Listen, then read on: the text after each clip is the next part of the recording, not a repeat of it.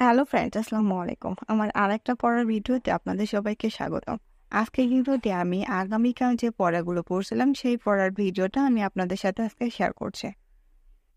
তো আমি সবার প্রথমে এখানে পড়ার জন্য একটা রুটিন তৈরি করে নিয়েছি। আর আজকে আমি ইংলিশ থেকে পড়বো হচ্ছে পার্টস অফ স্পিচের যে ভার্ব আছে সে ভার্ব অংশটা আজকে পড়বো।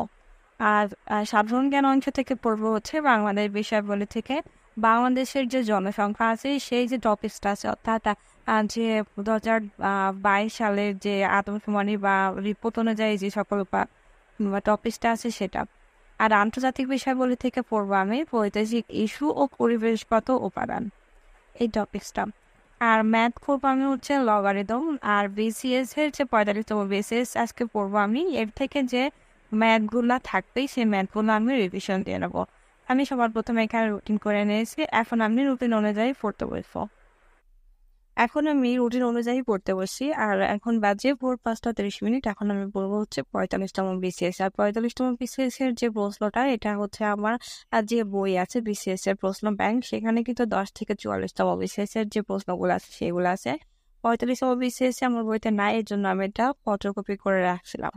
আর 45তম বিসিএস এর যে প্রশ্নগুলো আছে সেগুলা মানে ম্যাথ বাদে আমার এটা সলভ করতে বেশি সময় লাগেনি, জাস্ট আধা ঘন্টা লাগছিল, যে একটু বুঝে মানে কিছুটা ডাউট ছিল এই জন্য।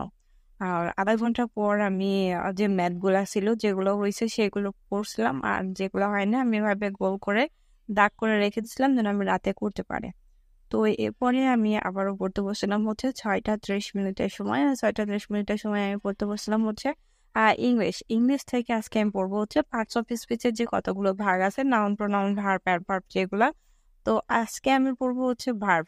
এখানে ভার্বের কিছু কতগুলো রুলস আছে, যে রুলস গুলো হচ্ছে জানলে ভার্বগুলো কিন্তু খুব সহজেই চেনা যায়। তো লিঙ্কিং ভার্ব আর অক্সিলারি ভার্ব যেগুলো আছে সেগুলো কিন্তু একটু ডাউট থেকেই যায়। তো এই যে অনেকগুলো রুলস আছে, আজকে আমি শুধু রুলস গুলাই পড়বো। আর এর পরের দিন আমি যে এর প্রিভিয়াস যে প্রশ্নগুলো ছিল সেগুলো রিভিশন দিব।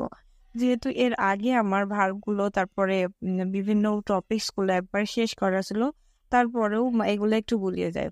তো আজকে এই যে ভার্বের যে টপিকসটা আছে সেটা হচ্ছে আমার সলভ করতে সময় লাগছিল প্রায় 2.5 ঘন্টার মতো। 2.5 ঘন্টা পরে আমি আর আজকে দুপুরে পড়ি নাই। এরপরে নিজে হচ্ছে বাসার একটু হালকা কাজ করে খেয়ে দিয়ে তারপরে ফ্রেশ হয়ে আমি একটু ঘুমাইছিলাম। আর পরবর্তীতে আবার পড়তে বসলাম হচ্ছে সন্ধ্যার দিকে। এরপর আমি সন্ধ্যাবেলা মাগরিবের নামাজ পড়ে তারপর আবার পড়তে বসছিলাম। আর এই সময় আমি পড়ছি হচ্ছে আহ সাধারণ জ্ঞান অংশ বাংলাদেশ বিষয়গুলো থেকে বাংলাদেশের যে জনসংখ্যা আছে, অর্থাৎ বিভিন্ন যে আদমশুমারি হয়েছিল, তারপরে বিভিন্ন যে রিপোর্ট গুলা আছে তাতে বাংলাদেশের জনসংখ্যা কত ছিল যে টপিকসটা আছে এই টপিকসটা পড়ছিলাম। আর এই টপিকস থেকেই কিন্তু প্রত্যেকবার প্রাইমারি কিংবা নিবন্ধন বা যে কোনো চাকরির পরীক্ষায় কিন্তু এখান থেকে প্রশ্ন আসে। তো এই জনসংখ্যার এই টপিকসটা আমার পড়তে সময় লাগছিল প্রায় 1 ঘন্টা মতো। তো বাসায় এই সময় আমাদের কিছু মেহমান আসছিল, আর মেহমানদের জন্য একটু নাস্তা বানাইতে গেছিলাম। তো বানাইছিলাম হচ্ছে ডাল পুরি। অনেকগুলো বানানোর পরে সেখানে আমার প্রায় 1 ঘন্টার মতো টাইম ওয়েস্ট হয়েছিল। তো এরপর আমি 8:30টার দিকে আবারও পড়তে বসছিলাম। আর এই সময় আমি পড়ছি হচ্ছে আন্তর্জাতিক অংশ। আর আন্তর্জাতিক অংশ থেকে আজকে আমি পড়বো হচ্ছে আন্তর্জাতিক যে পরিবেশগত ইস্যু ও কূটনীতি। এর আগের দিন যে আমি 3 ভাগে ভাগ করছিলাম, এটা প্রথম ভাগ পড়ছিলাম। আজকে আমি মাঝের যে 4টা টপিকস আছে সেই 4টা টপিকস আজকে আমি শেষ করবো। আর আন্তর্জাতিক পরিবেশগত এই ইস্যুটা হচ্ছে রাষ্ট্রবিজ্ঞানের সাথে অনেকটা কানেক্টেড, অর্থাৎ এর ভিতরে কিন্তু রাষ্ট্রবিজ্ঞানের অনেকগুলো টপিকস অ্যাড করা রয়েছে। অর্থাৎ যাদের রাষ্ট্রবিজ্ঞান সাবজেক্ট আছে তারা কিন্তু রাষ্ট্রবিজ্ঞান টপিকসটা যদি পড়েন বা নিবন্ধন দিয়ে থাকেন তাহলে কিন্তু এই টপিকসটা আপনার অনেকটাই কভার হয়ে যায়। তো আন্তর্জাতিক এই অংশটা আমার পড়তে সময় লাগছিল প্রায় আধা ঘন্টা মতো। আর যেগুলা হচ্ছে উক্তি আছে সেগুলো আমি এভাবে আন্ডারলাইন করে নিয়েছিলাম যেন পরবর্তীতে পড়ার সময় আমার কোনো ভুল না হয়।